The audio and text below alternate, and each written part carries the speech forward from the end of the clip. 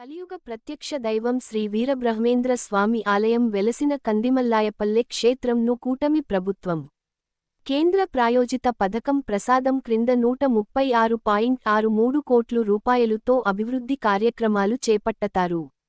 ఇందుకు detailed project report తయారు చేస్తున్నారు. వివరాలు: ప్రముఖ పుణ్యక్షేత్రాలకు దీటుగా రూపుదిద్దుకోనున్న బ్రహ్మంగారిమఠం శ్రీ వీరబ్రహ్మేంద్ర స్వామి పుణ్యక్షేత్రం. మైదుకూరు గౌరవనీయులైన ఎమ్మెల్యే పుట్టా సుధాకర్ యాదవ్ గారు కృషితో మారనున్న బ్రహ్మంగారిమఠం రూపురేఖలు. కేంద్ర ప్రభుత్వం ప్రసాదం స్కీమ్ కింద 136.63 కోట్ల రూపాయలతో చేపట్టనున్న అనేక అభివృద్ధి పనులు. లక్షలాది రూపాయలు సొంత నిధులు వెచ్చించి బ్రహ్మంగారిమఠం సర్వాంగ సుందరంగా రూపుదిద్దే అభివృద్ధి పనులకు సంబంధించిన DPR ను తయారు చేపించిన గౌరవనీయులైన ఎమ్మెల్యే పుట్టా సుధాకర్ యాదవ్ గారు తనను గెలిపించిన ప్రాంత ప్రజలకు ప్రాంతానికి అభివృద్ధి చేయాలన్న తపన ఎంత ఎత్తుకు ఎదిగిన పుట్టిన ప్రాంతాన్ని మరువకుండా అభివృద్ధి చేయాలన్న ఆకాంక్ష గొప్పదంటున్న మండల ప్రజలు.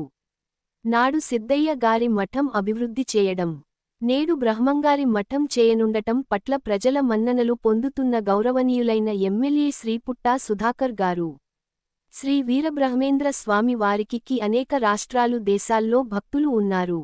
భవిష్యత్తు చెప్పిన కాలజ్ఞాని పుణ్యక్షేత్రాన్ని ఇంత పెద్ద స్థాయిలో అభివృద్ధికి శ్రీకారం చుట్టడం పట్ల హర్షం వ్యక్తం చేస్తున్న శ్రీ వీరబ్రహ్మేంద్ర స్వామి వారి భక్తులు.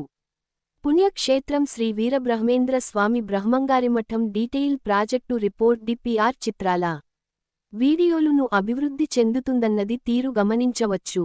ఈ స్థాయిలో అభివృద్ధి చెందితే శ్రీ వీరబ్రహ్మేంద్ర స్వామి గారు బ్రహ్మంగారి మఠం ప్రపంచానికి చేరువై హైందవ భక్తులే కాకుండా విశ్వవ్యాప్తంగా ఉన్న స్వామి వారి భక్తులు అలాగే డివోషనల్ టూరిజం మరింత అభివృద్ధి చెంది ఇక్కడి ప్రజల జీవన ప్రమాణాలు పెరుగుతాయి. ఉద్యోగ ఉపాధి అవకాశాలు విస్తృతం అవుతాయి. ఈ సందర్భంగా రాష్ట్రములో ఏదైనా యూనివర్సిటీకి కలియుగ ప్రత్యక్ష దైవం శ్రీ పోతులూరి వీరబ్రహ్మేంద్ర స్వామి వారి పేరు పెట్టాలని సామాజికవేత్తలు, భక్తలు, తెలుగు ప్రజలు, ధార్మిక సంస్థలు, విశ్వకర్మ వంశీయులు కోరుతున్నారు.